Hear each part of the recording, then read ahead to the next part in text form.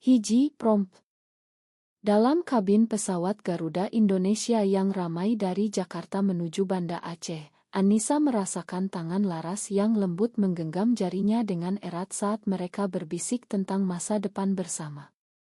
Tiba-tiba, suara pramugari yang tegang memecah keheningan, "Ma, tapi perilaku kalian menyebabkan ketidaknyamanan bagi penumpang lain. Kami harus meminta kalian untuk berhenti." Anissa membeku, wajahnya memucat. Sebelum dia sempat menjawab, pintu kokpit terbuka lebar dan seorang pilot pria berusia 50-an keluar dengan langkah tegas, matanya langsung tertuju pada Anissa. "Anissa binti Ustadz Abdullah. Apa yang kamu lakukan di sini dengan wanita ini?" serunya dengan suara yang menggema hingga seluruh penumpang menoleh. Anissa merasa dunia berputar.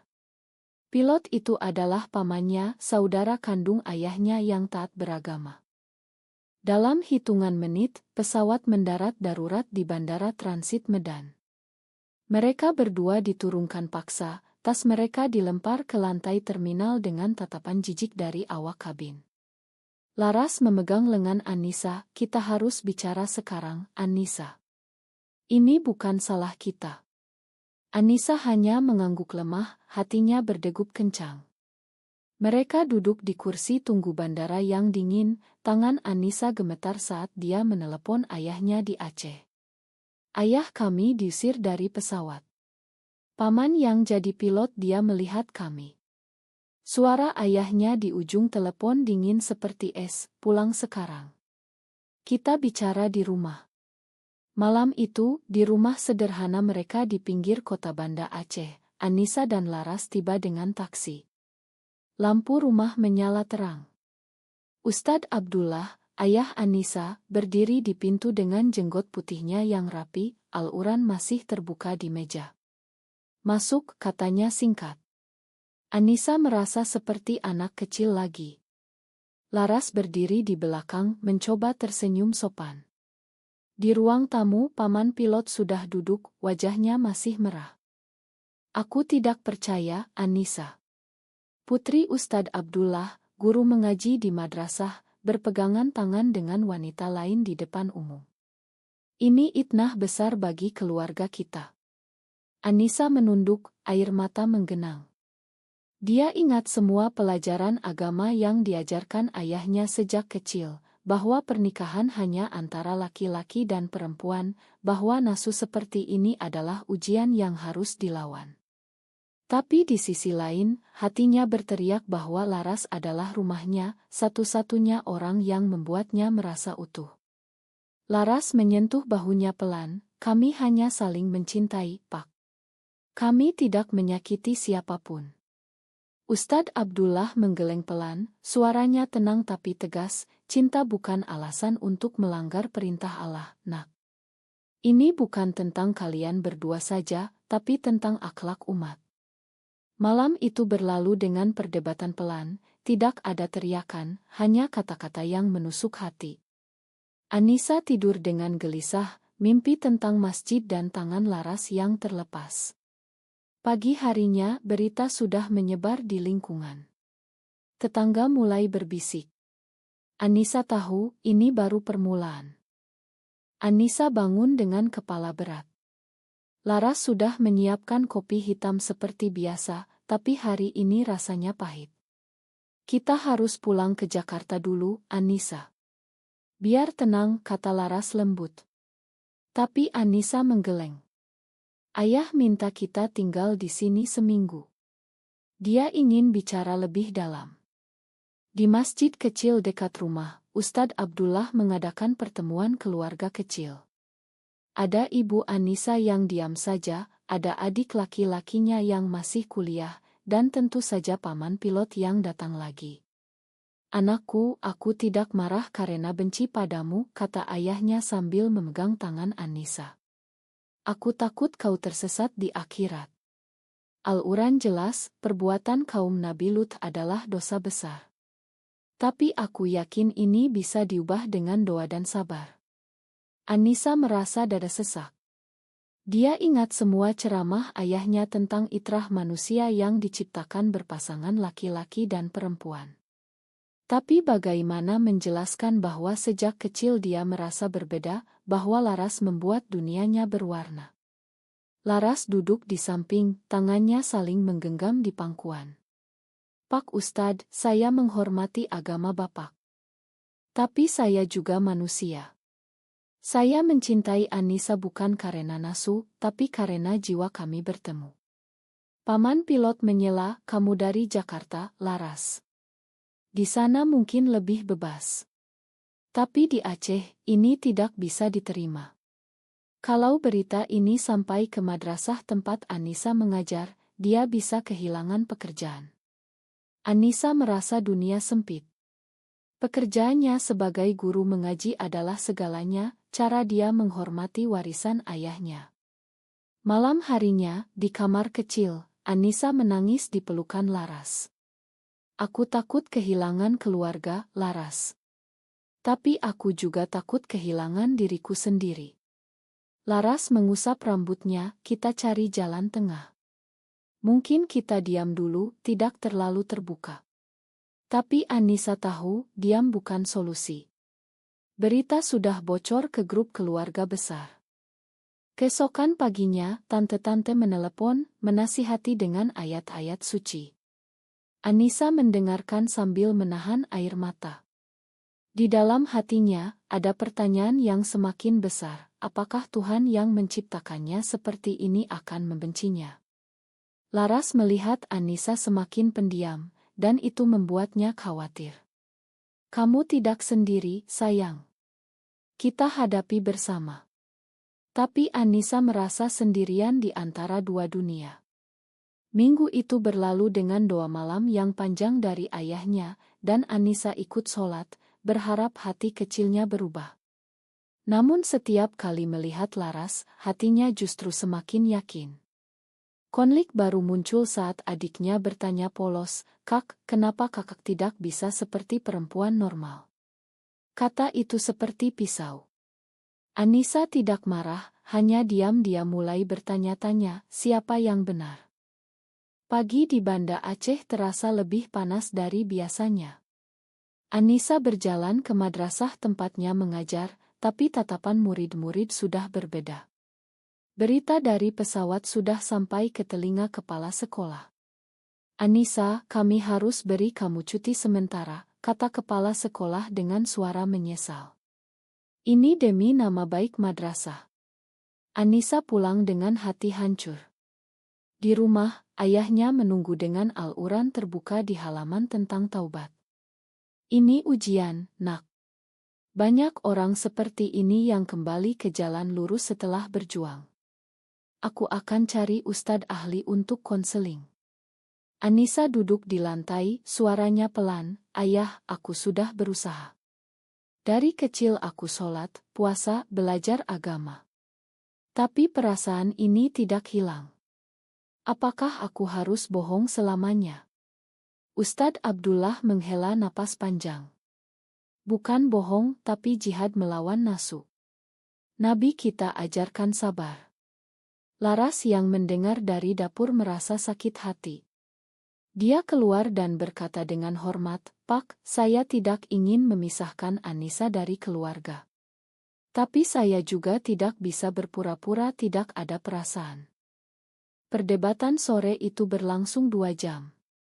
Ayah bicara tentang surga dan neraka, Laras bicara tentang kebahagiaan di dunia, Anissa di tengah-tengah, merasa keduanya benar. Malamnya, Anissa dan Laras jalan-jalan di pantai. Angin laut meniup rambut mereka. Laras berkata, mungkin aku harus pulang ke Jakarta dulu. Biar kamu tenang dengan keluarga. Anissa memegang tangannya erat, jangan. Aku butuh kamu. Tapi di dalam hati, Anissa mulai mempertimbangkan pilihan sulit. Keesokan harinya, konseling dengan ustadz ahli dimulai. Ustadz itu ramah, tapi tegas. Ini bisa disembuhkan dengan terapi rohani dan pernikahan yang halal. Anissa mendengarkan sambil menahan tangis. Laras menunggu di luar, tangannya dingin. Setelah sesi, Anissa pulang dan memeluk Laras lama sekali. Aku tidak ingin berubah jadi orang lain. Tapi aku juga tidak ingin ayah kecewa. Laras mengangguk, matanya basah. Kita tidak perlu putus. Tapi mungkin kita harus lebih hati-hati. Minggu berikutnya, tekanan semakin besar. Tetangga tidak lagi menyapa ramah. Ibu Anissa mulai menangis diam-diam. Anissa merasa seperti beban bagi semua orang. Di dalam hatinya, pertanyaan semakin kuat. Apakah mencintai Laras benar-benar dosa, atau justru menyangkal cinta ini yang akan membuatnya hidup mati rasa? Anissa memutuskan untuk mencoba jalan tengah.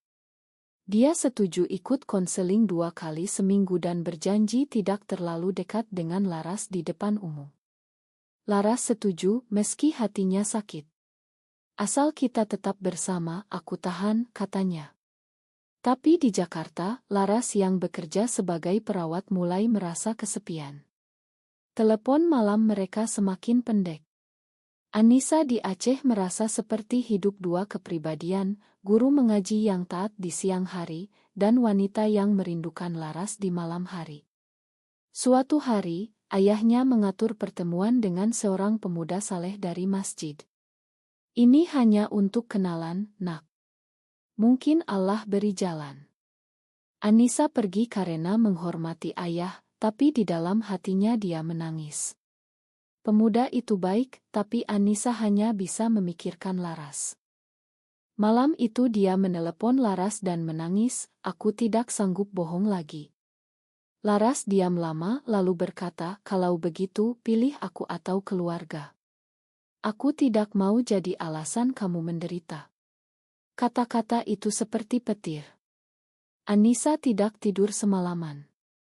Pagi harinya, dia bertengkar dengan adiknya yang menuduh kakak egois. Ayah sakit karena ini. Anissa lari ke pantai, berteriak sendirian. Laras datang ke Aceh tanpa bilang, menemuinya di sana. Mereka berpelukan lama di bawah pohon kelapa. Aku tidak bisa kehilangan kamu, bisik Anissa. Tapi saat pulang, ayahnya sudah tahu Laras datang. Kamu pilih dia daripada kami, tanya ayah dengan suara lelah. Anissa tidak bisa jawab. Konflik mencapai puncak saat rapat keluarga besar. Semua saudara datang. Ada yang marah, ada yang kasihan.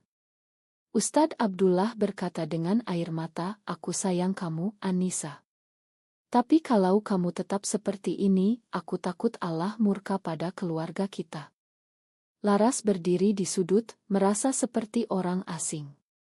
Anissa melihat semua wajah itu dan merasa hancur. Malam itu, dia mengambil keputusan sementara, aku akan coba pisah dulu dengan Laras. Biar keluarga tenang. Laras mengangguk meski hatinya robek. Mereka berpisah di bandara dengan pelukan diam-diam, Anissa pulang dengan dada kosong. Bulan-bulan berikutnya terasa seperti neraka pelan. Anissa kembali mengajar di madrasah, tapi senyumnya palsu. Laras di Jakarta bekerja lembur agar tidak memikirkan Anissa. Mereka hanya kirim pesan singkat, kamu baik. Jawaban selalu, alhamdulillah. Tapi Anissa mulai sakit. Berat badan turun, tidur tidak nyenyak. Ibu melihat dan menangis, kamu seperti mayat hidup, nak. Ayahnya diam saja, tapi Anissa tahu ayah juga menderita. Suatu malam, Anissa sholat tahajud sendirian. Dia berdoa lama, meminta petunjuk. Tapi hatinya tetap memanggil nama Laras. Di Jakarta, Laras bertemu teman lama yang bilang, kamu layak bahagia, Laras. Jangan tunggu selamanya. Laras menangis di kamar kosong. Akhirnya, Anissa menelepon, aku tidak tahan lagi. Aku ingin ketemu kamu. Mereka bertemu di Jakarta secara diam-diam, pelukan mereka penuh air mata. Aku mencoba jadi orang yang ayah inginkan, tapi aku kehilangan diriku, kata Anissa. Laras mengusap pipinya, kita tidak perlu sempurna. Kita hanya perlu jujur.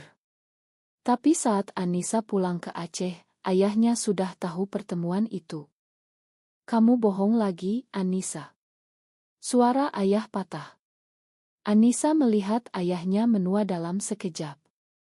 Hatinya hancur. Dia memutuskan untuk bicara terbuka. "Ayah, aku tetap anakmu. Aku tetap mencintai Allah. Tapi aku juga mencintai Laras. Aku tidak bisa pilih satu saja." Ayah diam lama lalu berkata, "Kalau begitu aku tidak bisa memaksa. Tapi keluarga kita akan tetap seperti ini." Kata itu seperti pisau tajam. Anissa kehilangan beberapa kerabat yang memilih putus hubungan. Pekerjaannya tetap, tapi tatapan orang berubah.